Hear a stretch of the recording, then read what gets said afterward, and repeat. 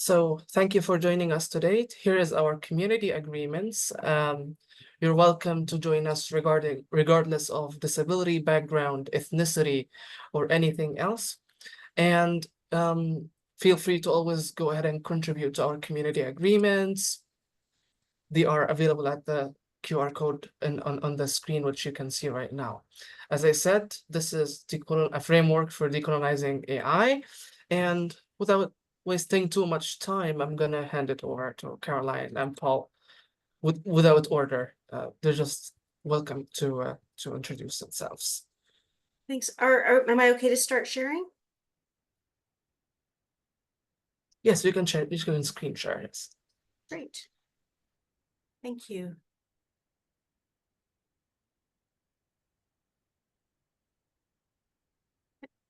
Can everyone see that? Yep. Yes. Perfect. All right. Go ahead, Shaun. Good morning, everybody. Thank you for joining us. My name is Shaun Longstreet. My pronouns are he and him. I am the Dean of Innovation and Teaching and Learning at College of the Rockies. I'm a white settler from Amakas-Tanaka, or on Amakas-Tanaka, a gay, cisgendered Anglophone born in Treaty 6 territory. I've taught in higher education since the late 90s, and I've been in educational development for about 25 years. And we want to welcome you all to this session. Carol, if you want to go ahead and... I think the rest of us, I think Paul and I will introduce ourselves first, if that's okay. Yeah, that's what I'm saying, sorry. Oh, yeah. Please. All right.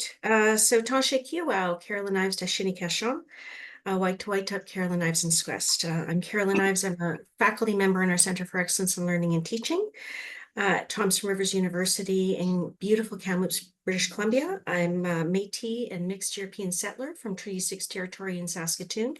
The area I'm from is primarily Korean Métis. And yeah, I'm grateful to be here today. My disciplinary background is English. I've been doing educational development work for about, I guess, about 13, 14 years. Waitup, Paul Martin and Squest. Good morning, everybody. My name is Paul Martin. I am the Director of Curriculum Development and Delivery for the Open Learning Division of Thompson Rivers University.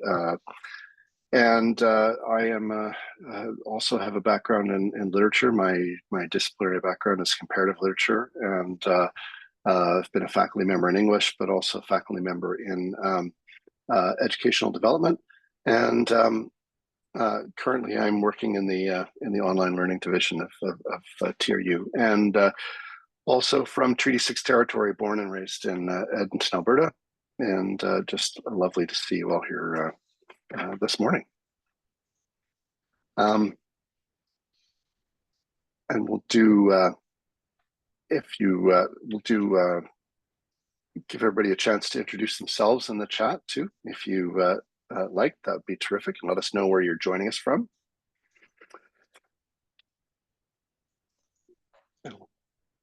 And if I could acknowledge that I'm coming to you virtually from Amakas-Tanaka. The College of the Rockies serves the communities of the East Kootenays in British Columbia. All of the campuses here are located in the traditional territory of the Tanaka people, which is also home to the Kinbasket people. 5 First Nation bands are located in the regional boundaries of the college, 4 of which are Tanaka and 1 of which is Shuswap.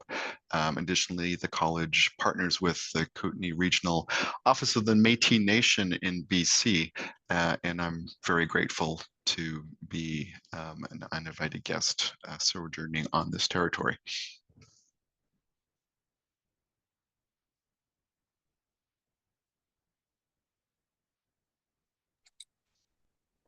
And I would also like to acknowledge that Thompson Rivers University campuses, where Carolyn and I are joining you today from, are on the traditional lands of Tecumseh within Secwepemcúlecw, which is the traditional and unceded territory, pardon me, of the Secwepemc.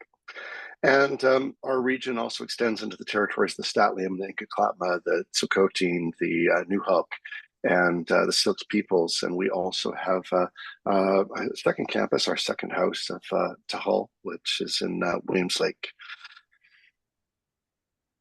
I'll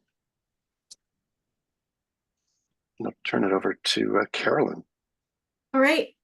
For anybody who hasn't yet introduced yourselves in the chat, please feel free to do so. Welcome, everyone. Nice to see you. Mir and Heather and Jenny and Yasser. Nice to see you all. If you haven't already done so and you're comfortable doing so, please feel free to share your name and where you're joining from in the chat. If you're willing and able, I thought we might do a chatterfall just to do a quick check-in, see how everybody's doing right now. If you've never done one before, it's really simple. And if you have done one before, you know exactly the drill. So I'm going to ask you to type one word that describes how you're doing right now in this moment, but don't hit enter just yet. I'll just give you a minute to type your word, and then I'll count to 3, and then everyone will hit enter at once. What's nice about that is you're not going to be influenced by other people's words and think, oh, I'm very tired this morning. I'm afraid to say I'm tired this morning because other people have said that they're excited or whatever. And I'm gonna share a word as well. So if you can have your word ready, and then I will count to 3. Everyone ready? Paul and Shaun, are you ready? Okay. We'll count to 3. 1, 2, 3. Hit enter. Oh yeah, excellent. Stressed, rushed, scattered, sleepy, cheerful, fine. Ufta, grateful, nervous. Nervous was me, just a little bit. Always, doesn't matter how many years you've been doing this. New group, it's always a little bit. Inspired, oh wonderful. Hungry, oh yeah, I hear you. Busy, keen, excited, relaxed, and apprehensive. Okay, well, thank you so much for your willingness to share that with us. Yeah, Shaun's keen, that's great. Paul, what was your word? Grateful. Okay, oh, that's a good word. Yeah, excellent. Thanks for sharing that. And yeah, it's just kind of good to know where people are at the beginning of a session. So I'm going to hand it back over to Shaun. Great, thank you. And we are super grateful, and I'm super keen to be sharing all this with y'all, and looking forward to seeing the work that we come out as a community with. One of the things to start with is that academic integrity issues and policies in higher education are often very specific to practices and expectations that conform to dominant cultural and epistemological ideas. And it's important for us to consider which students are impacted by academic integrity policies and expectations. We'll point out that it's often marginalized and underserved students. And when we do that, we're forced to confront Eurocentric and Westernized notions of a knowledge and ownership of information that is persistent throughout higher education. And then for today, this is the agenda that we have. We're going to have some conversations about starting points to give us a bit more of a grounding in where we are coming from, and we're suggesting that we might be situated in. And then we'll cover 3 ideas that we'd like people to consider. And the first is, again, considering who is most impacted by academic integrity issues on campuses. And then second, we want to sort of problematize the Western framing of knowledge and knowing and how they influence our concepts of academic integrity. And we'll encourage you to consider how these claims that we make about knowledge and knowledge production reinforce power dynamics and colonial structures around ways of knowing, and how they recreate the status quo around colonial mentalities in our institutions and in ourselves and in our learners.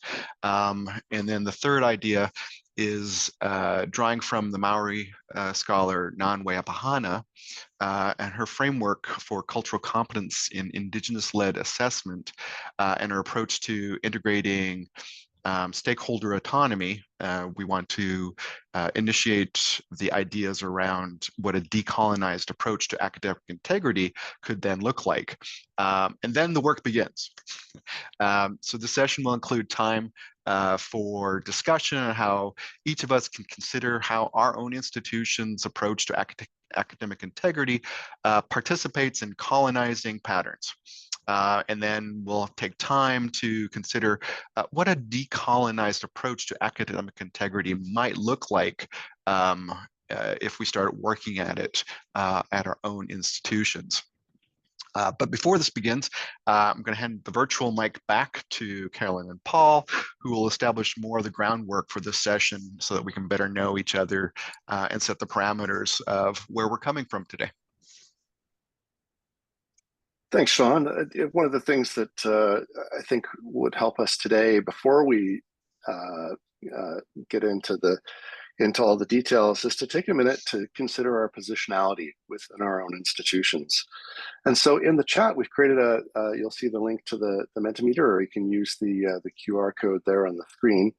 And please let us know which of the following categories would best apply to you. So we've got categories there for administrator, for staff, instructional faculty, non-instructional faculty, student. There's also another category in there. And just, I think it'd be helpful for our conversation to, for us to just to consider who we are and where we're at and what our positionality is within our professional roles. So if you could enter your information into the Menti poll, that would be awesome. So is the Menti showing, or are you still seeing the PowerPoint? I'm seeing the Menti. Perfect. Okay. Oh, sorry, I had the wrong code. Did I have the wrong code? Just the code in the chat was, yeah. Oh, did it change? Perfect. Thanks, Christina. So it's 78970035. Oh, that's weird. Yeah.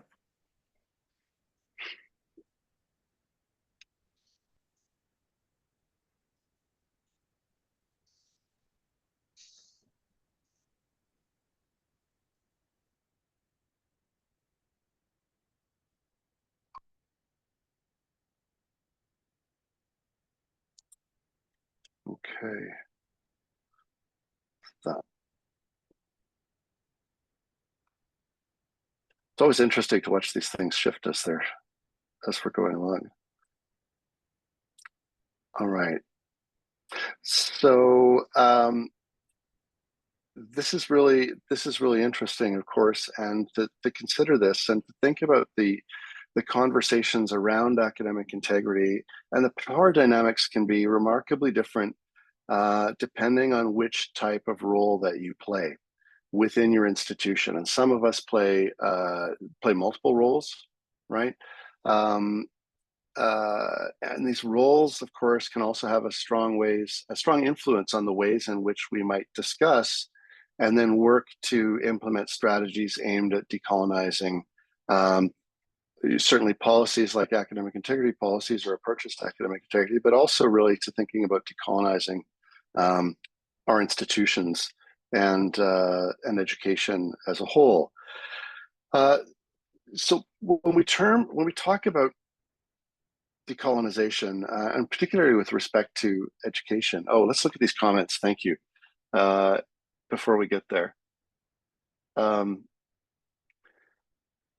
Yeah, reshaping central resources around academic integrity. This is a great time to have this conversation. We're delighted to have you here. Thank you.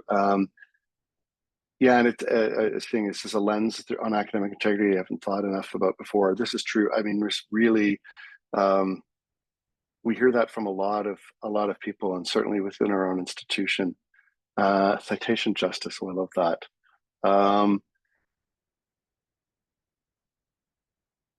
Excellent.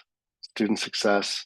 More holistic teaching focused approach to promote academic integrity. Absolutely.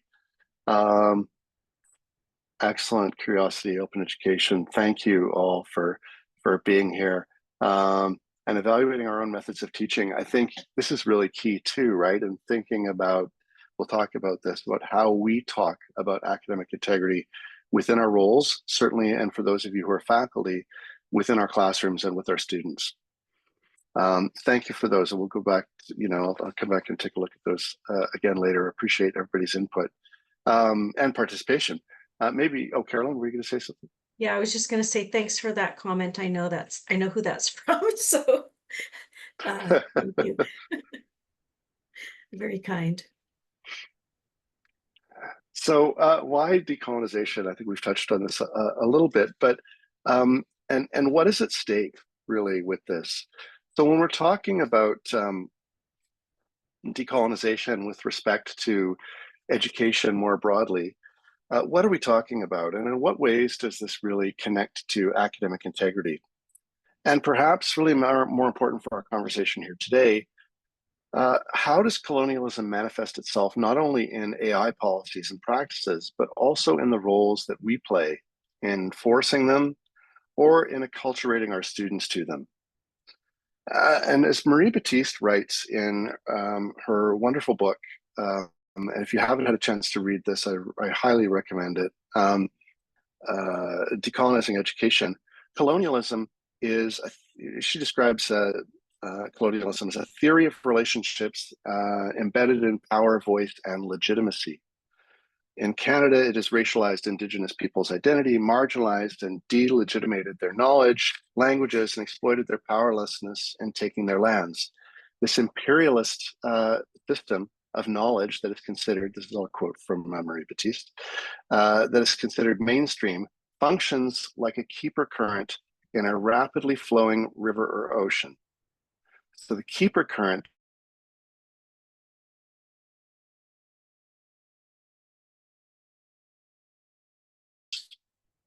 decolonization then. Oh, sorry, Paul, you cut out for a minute.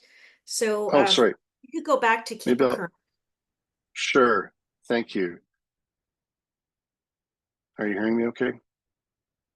Okay, thanks. So, and this is such a key passage that I think it's really useful for us. This imperialistic system of knowledge that is considered mainstream functions like a keeper current in a rapidly flowing river or ocean. The keeper current drags a person to the bottom and then to the top. But if one fights against the current, one usually drowns. Decolonization, then, is the process of unpacking the keeper current in education. Its powerful Eurocentric assumptions of education, its narratives of race and difference in curriculum and pedagogy, it's establishing culturalism or cultural racism as a justification for the status quo, and the advocacy for Indigenous knowledge as a legitimate education topic. And I think that this is really, this is a powerful passage that I come back to over and over again, that idea of the mainstream being that keeper current, right? And if you fight against it, it drags you down and drowns you. And as we talk about education and maybe schooling is perhaps even a better word. You know, I'm situated in downtown Kamloops and Kamloops to Schwetmik. I look across the river just a kilometer away at the residential school, where of course, as many of you know, several years ago they discovered the bodies of 215 former students or people who were students at the school, and it really grounds you and reminds you that education, we think of it as liberatory, as emancipatory, as freeing, right? As allowing people to grow and not be restricted, but really it has been used always as a tool of imperialism, right? As a tool of cultural genocide. So we're reminded of this, and so this sort of informs our thought about our thoughts around academic integrity and around decolonizing this process. If you could jump to the next slide, Carolyn, please. I want to mention our good friend Sarah Eaton, who reminds us that decolonization and indigenization have been mostly absent from the discourse around academic integrity, and how Indigenous people should be included in conversations about academic integrity, and that also that those from settler backgrounds have much to learn about Indigenous ways of knowing that could benefit all students. And there's a number of scholars who she points to and whose work has informed ours. Kita Gladue, Yvonne Poitras-Plata, and Gabrielle Lindstrom, for instance, whose recent work is helping us to begin to face and unpack sort of the deeply colonial, Eurocentric, and racist assumptions at the heart of how we tend to conceive of academic integrity. I'm going to turn it over to Shaun to take us into thinking a little bit about academic integrity policies. Paul. So, as I mentioned, we're going to talk about some ideas. And so the first idea here is thinking about who is most impacted by AI policies. And it won't surprise you that the research on this is surprisingly thin. Much of the research in the past decade has been on attitudes, intentionality, and for the most part, prevention. And Sarah Eaton points this out in her book. And data on students who undergo academic integrity discipline cases indicate here that the first three demographics on this slide are more likely than their peers to experience misconduct hearings. And this is especially the case for the first and second year students who are least prepared or unfamiliar with the ethos around knowledge ownership and citation. When we did look for data on proportional representation regarding these students and BIPOC students vis-a-vis their overall peers, but also their non-BIPOC peers. There's clearly a need for more research that investigates proportionality and whether BIPOC students are more likely than their white peers to experience AI disciplinary academic integrity disciplinary processes. There was one study that we came across from Michigan State in 2016 that indicates that, again, it was a small sample, but it indicates that our suspicions are accurate. And the other thing that's important that we'd like to point out is that we're unable to find information on the demographics of the faculty or the instructors who initiate academic integrity disciplinary procedures. Or any research correlating the demographics of those who pursue disciplinary procedures vis-a-vis those who are subject to those procedures. And the most recent and comprehensive work, obviously, was Sarah Eaton, and she points to evidence that, again, supports these suspicions that first-generation international students, racialized students, are more likely to be impacted by misconduct procedures generally, and points to evidence that there are higher levels of academic integrity misconduct being enforced on these demographics more than their peers. So we'd also note that, Sarah also notes that overrepresentation in academic misconduct cases tend also to include neurodiverse students and students with learning disabilities. And those of you who are part of the sessions on academic integrity and artificial intelligence will also note that AI detectors tend to point to international or first-generation students based on the language differences in the use of AI. So to sum up for this slide, this idea, it appears that evidence indicates that higher at-risk and frequently marginalized populations in universities and colleges are more likely to experience the harmful impacts from traditional academic misconduct policies and processes. And we suggest here that colonizer attitudes and colonizing norms with our own institutions privilege certain populations over others. So if we could then move to idea number 2. So with idea number 2, what we're thinking of here is taking along the idea of the colonizing and colonial context of our higher education, post-secondary education, is this idea of knowledge modernism and the neoliberal university that we are generally participating in.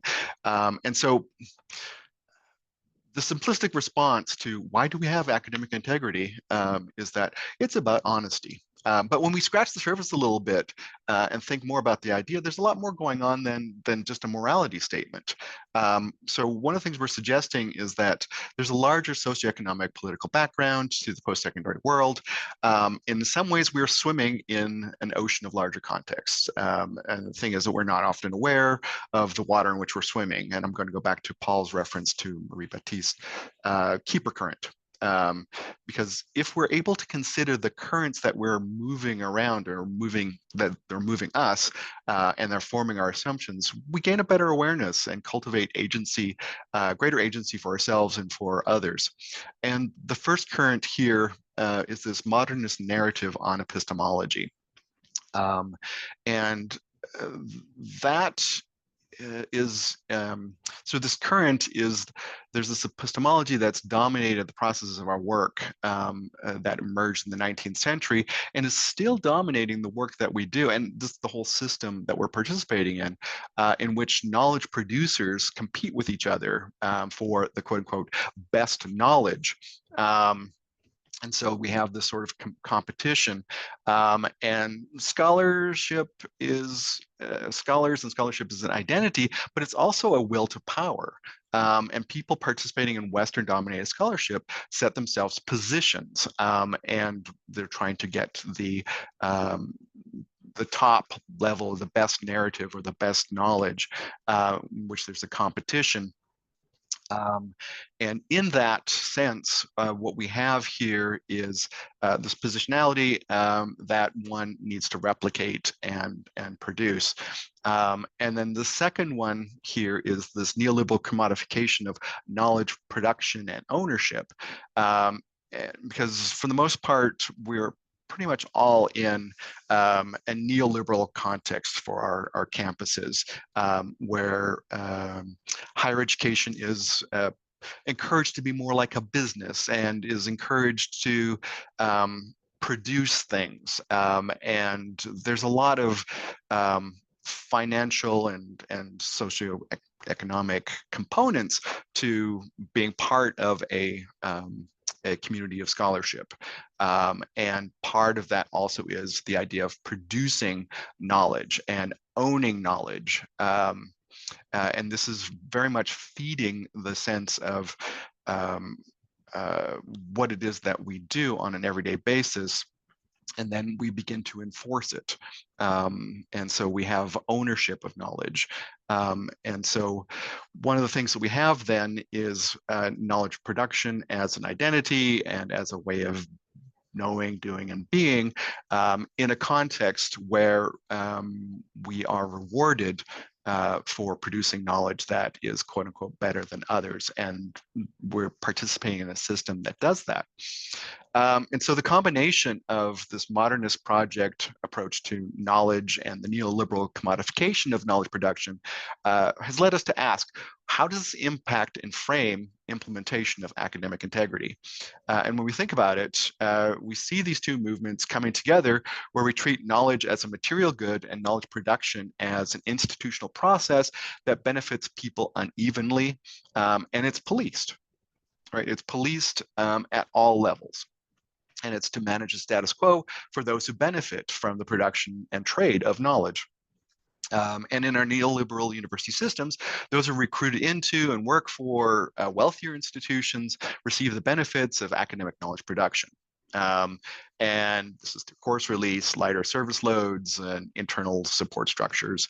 And then the academically wealthy have the resources to produce knowledge and reap the benefits of knowledge production whether it's in terms of grants and production of monographs, which then leads to prestige. And so we have, again, in the neoliberal context, the accumulation of wealth where those who own and have the ability to produce become increasingly more wealthy in a variety of ways. And then others who are policed and support the profiteering from knowledge production, which is encouraging wealth concentration in fewer and fewer schools today. And so if we perceive knowledge production and ownership and the brokering of knowledge as a sort of currency, and we can see how have-nots of the academic world are policed, they're subjected to financial, or people are increasingly subjected to financial and intellectual indenturement, and are colonized by the academic elite and the ecosystems designed to protect and profit from them. And we can see the whole systems for policing the exchange of knowledge through expensive subscriptions, through paywalls, Byzantine rules around so-called fair use. And then when we bring it back to academic integrity as it participates in this educational scheme is part and parcel of patterns of colonialism and settler mentalities. And it's designed to protect and promote the commodification of knowledge and the knowledge production for those who benefit from the prescribed forms of consuming and using knowledge in the academy. And so this modernist approach that is ultimately that there's one best way of knowing rules out different epistemologies. And this is something that Solova calls epistemicide, which we have all experienced. And we see this if we're working, I mean, as Marie-Baptiste has pointed out, and then we see this in knowledge systems within the Middle East and in Africa and in Asia and Australia. And so there's an increasingly a modernist marginalization of alternative knowledge systems that work hand in hand with this commodification of knowledge. And so we're suggesting that when we participate in neoliberal modernist approaches to academic integrity, we as faculty, staff, administrators become brokers and legalist enforcers of a privileged few. And we are in turn promoting settler colonial patterns of knowing and learning. And so what we're suggesting is that perhaps there are different ways of knowing that we could be considering, and that when we're thinking about how knowledge is produced, how knowledge is owned, shared, or offered up to others for the communal good. And if we are able to do that, then who and why and for what are we practicing academic integrity? Because if there are more ways of knowing and using knowledge than what we are allowing or that we're participating in, and then thinking about the consequences of policing and the narrow approaches, these narrow, very narrow approaches to producing and owning knowledge. So, and that leads to the third idea. Carolyn? Hey, thanks, Shaun. All right, so our third idea really comes from a framework that has inspired, one of the frameworks that has inspired our own framework, which we'll be sharing with you shortly. And some of you may have seen this. If you've been to any of our other sessions, we like this framework. We use it for a lot of things. And I just want to credit Carolyn Hoser for sharing it with us, introducing it to us. So this framework, Nan Wehipeihana, when she created it, didn't have a name, and she's recently named it the Shifting the Locus of Power Framework. And it's useful for a lot of contexts. She originally created it for evaluation done within Indigenous communities. But since then, we've used it for a number of things, including our own educational development work. And of course, it's influenced this academic integrity framework we're going to share it with. We share it with faculty as a model for thinking through classroom interactions and power sharing in the classroom. And Nan Wehipeihana loves that it has taken on kind of these other uses as well. And so the framework is fairly simple. It's a graph with basically represented by two axes, one decision making and one consequences. And the framework essentially uses these 5 prepositions, to, for, with, by, and as, to look at who has power and what's happening to whom. So in the bottom quadrant here, if the decision-making, keeping in mind this was originally developed for evaluation within Indigenous communities, if the decision-making is Western imposed, in terms of consequences, there's harm if things are done to people. So Western imposed, doing things to Indigenous communities, obviously there's going to be harm. So it's in this bottom quadrant of the framework. Doing things for, still some harm, not as much harm as doing things to, but still some harm. Doing things with, that's kind of neutral territory. The consequences are neither good nor bad. The decision-making is shared. When things are done by the community, we have better results and some self-determination. Done as, meaning the evaluators aren't present at all, those are the best outcomes. And so you can see how this framework of power works, moving essentially from the to and for to the with, the by, and the as is the ideal. And you might wonder, how does this relate to academic integrity?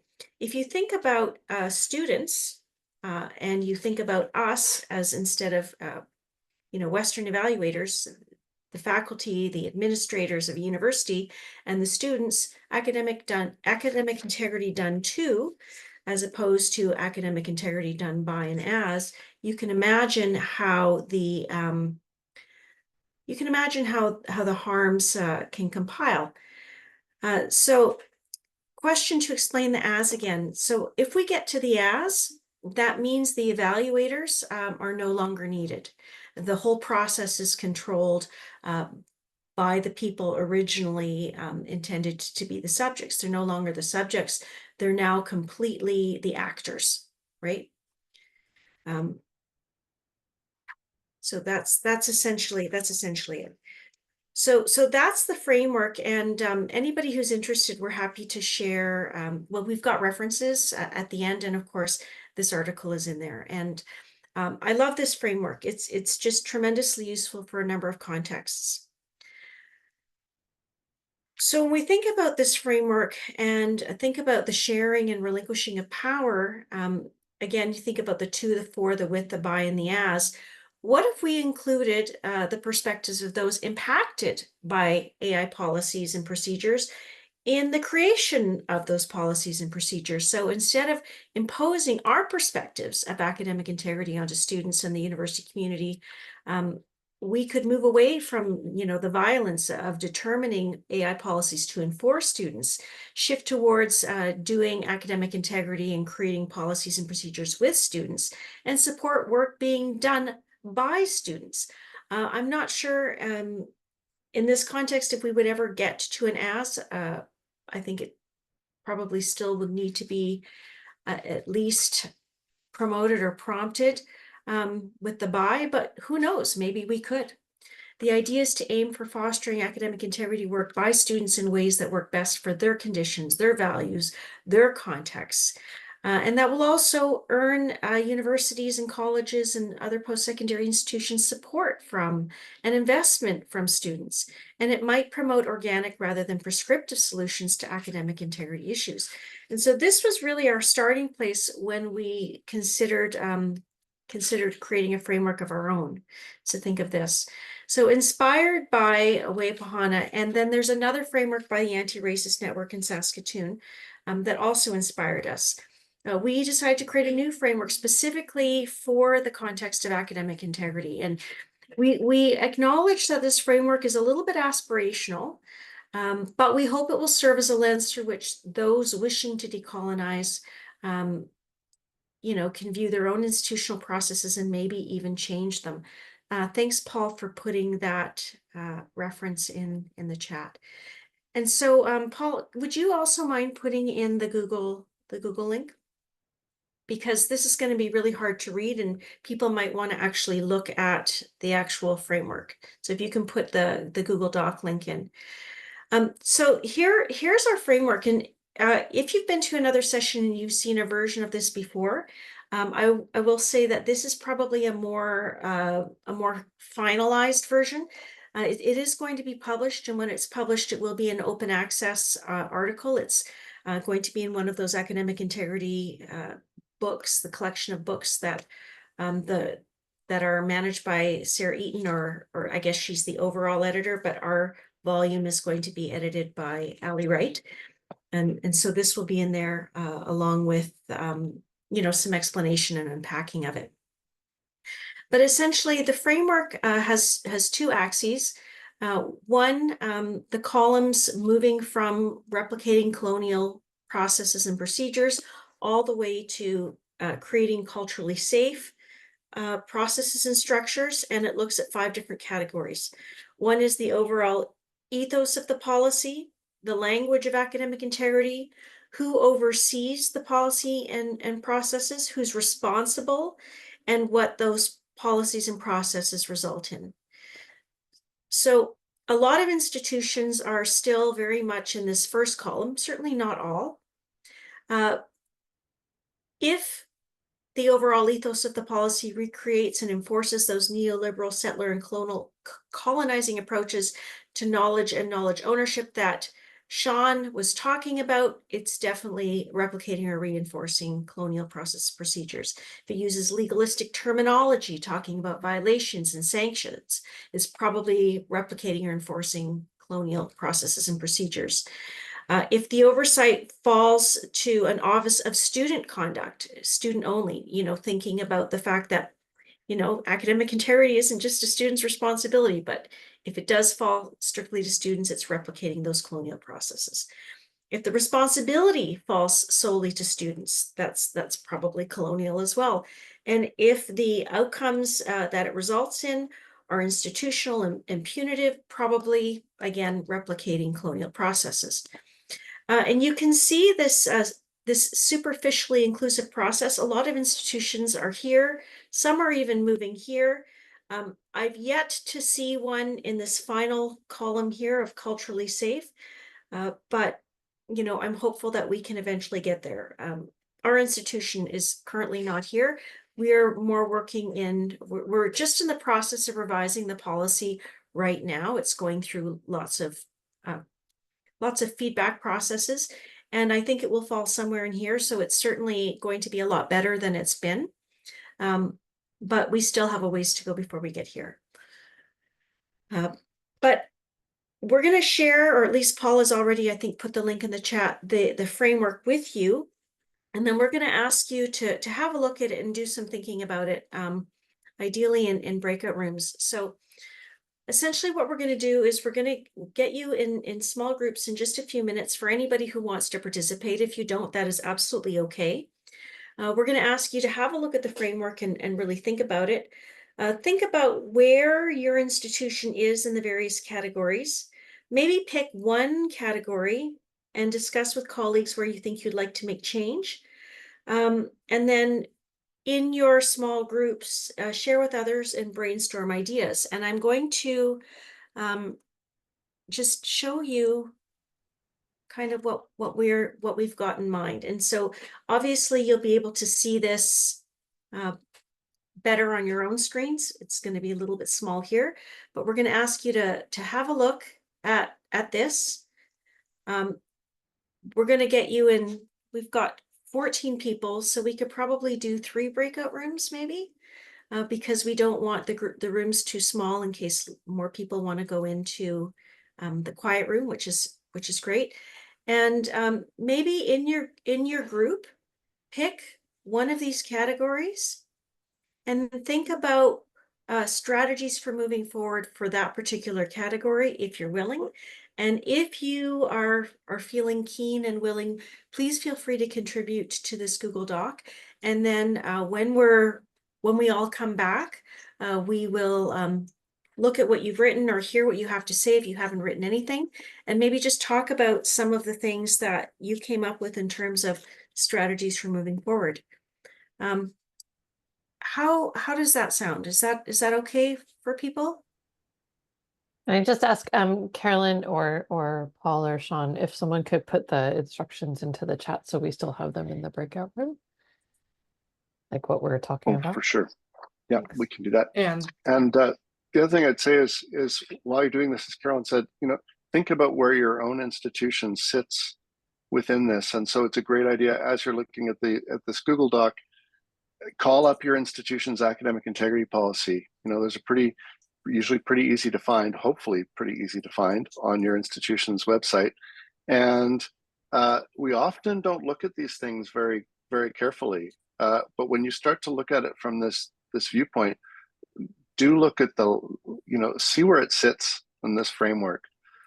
Look at that language, look at who's responsible. What's the message that's being conveyed? How might you shift that over, even one step over on that framework?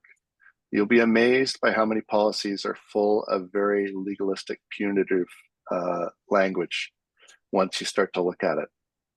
Our current one sure is. We're making some changes, but these things take time for sure.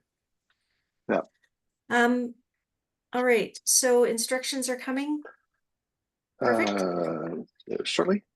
Yes. Okay. So I'll just remind, we'll ask you to look at it, compare it to where your own institution's at. Maybe pick one area in your group where you would like to think about ways that you could make change. And if you are so inclined, feel free to contribute to that Google document. would you like me to open the rooms now? Yeah, so what we're looking for, let's see, we are 9:48 here. So why don't we give people till 1/4 Does that work? So maybe just over 20 minutes.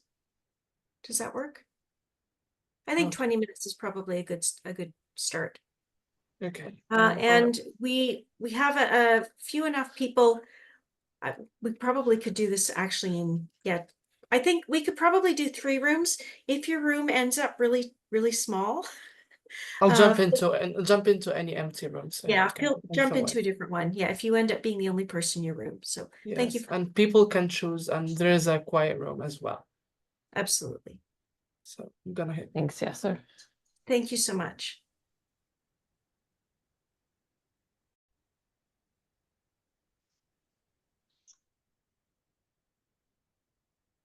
All right, so we had our small but mighty groups, and we had conversations on this, and we can have a debrief and have conversations. But because we had a small group, I'd be kind of curious to hear how you all worked on. So our group primarily had a conversation about where our institutions are and thinking about the larger context. We didn't do a whole lot in terms of adding to the Google Doc, but I think that's still okay because we had some really meaningful conversations. And then I had a couple folk who had a class that they needed to attend to. So that's all right. So for the people who are in group 1 or room 1, I was wondering if y'all might want to talk a little bit about what you had a conversation on.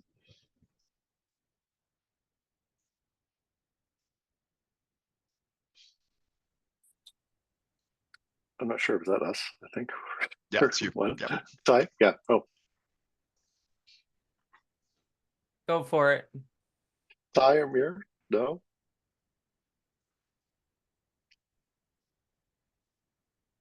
I mean, personally, I definitely I'm going to change language on my syllabus for the coming semester. So we didn't do a whole lot of writing, but I think whatever limited time we had insightful discussion.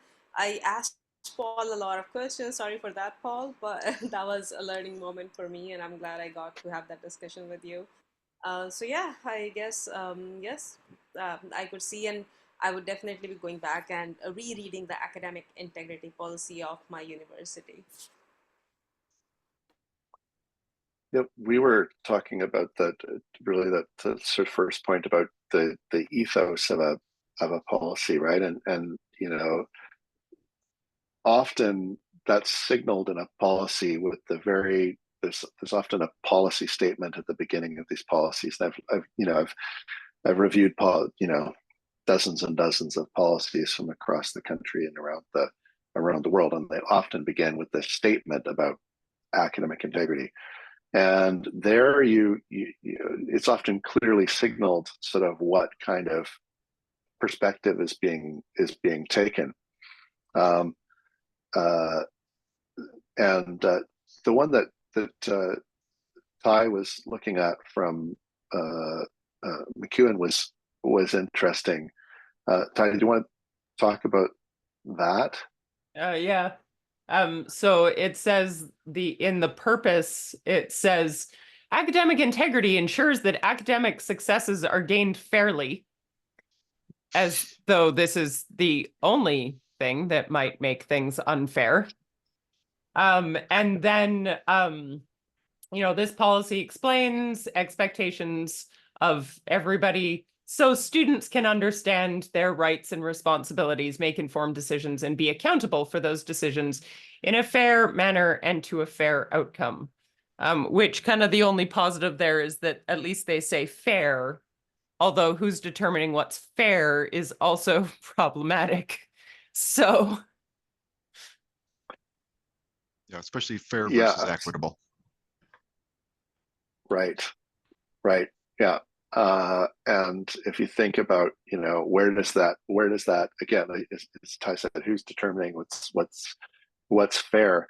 Where does that fit on that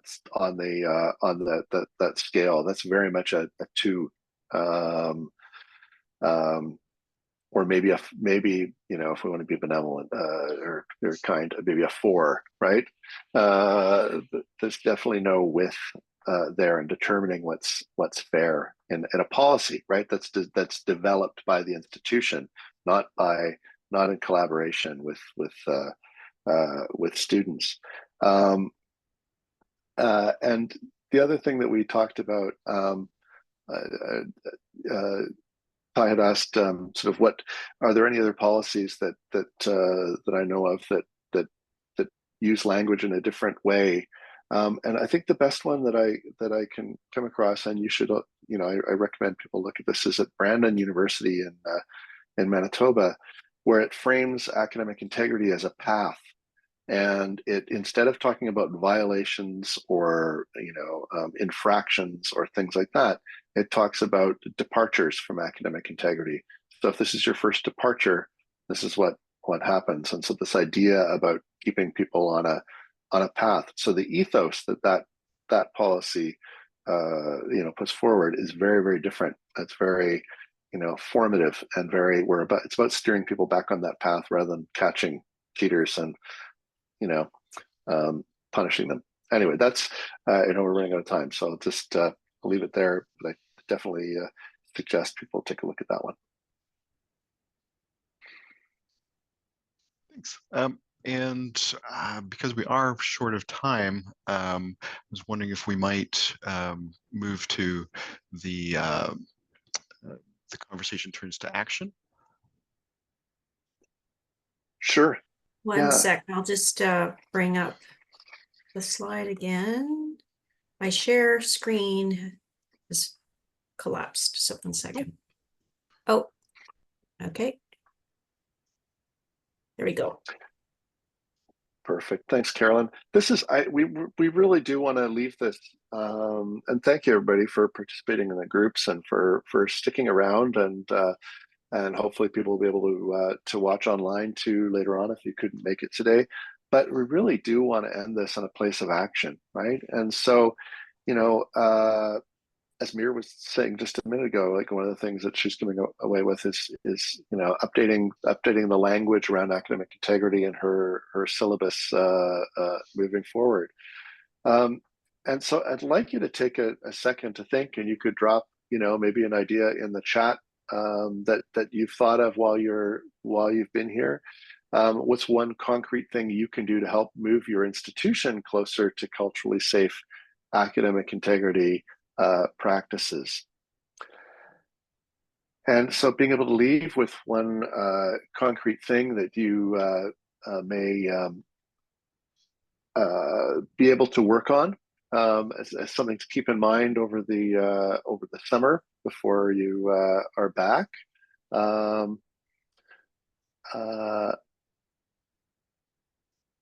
Oh yeah.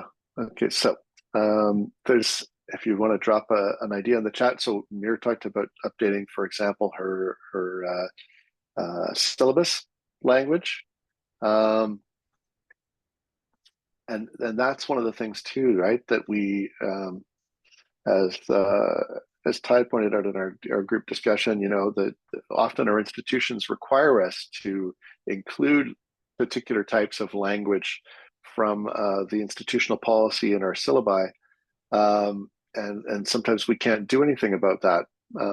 But how do we help students to understand that? If we want to think about, yeah, thanks, Shahnaz. Training students before judging them, absolutely, right? Helping them to understand things rather than just, well, here's the link to the policy. You go and read the policy, and it's up to you. We talked in our session too about how a lot of and you'll see that in our framework, looking at your policy where it says who's responsible. A lot of these policies say it's entirely the student's responsibility to read the policy. And if they don't know, well, then that's been their fault, right? Having these conversations to help students understand before we rush to judgment, bringing the conversation to departmental colleagues and considering adding it to our student support materials. You can have conversations in your department about taking a look at this framework. If you like, we're thinking about other ideas about academic integrity policy, even just looking at the language that we use. Academic honesty guidelines with my students for my classes. And again, that idea of co-creating some of these guidelines and having those conversations. What does academic integrity look like in my course, in this field? Having those conversations with students where we're getting, you know, moving closer to that central point of the width, you know. That's really key. That's a great idea. Yeah, how do we can enact these principles in our own courses if our institutions aren't yet ready to move towards the column on the far right? That's a great question, right? How do we do that? How do we move those things forward? Well, you know, we can start to create a culture shift in our courses with our students, culture shift in our departments, and then help drive that conversation, you know, to the faculty level, to the university level. As faculty members, you know, many are administrators, many of us have a chance to sit on committees where we are looking at language on policy. And when policy comes up for review and they get sent out to the university, you can comment on language and what can we do to scale back some of the sort of very punitive, very colonial types of language. Those are all keys.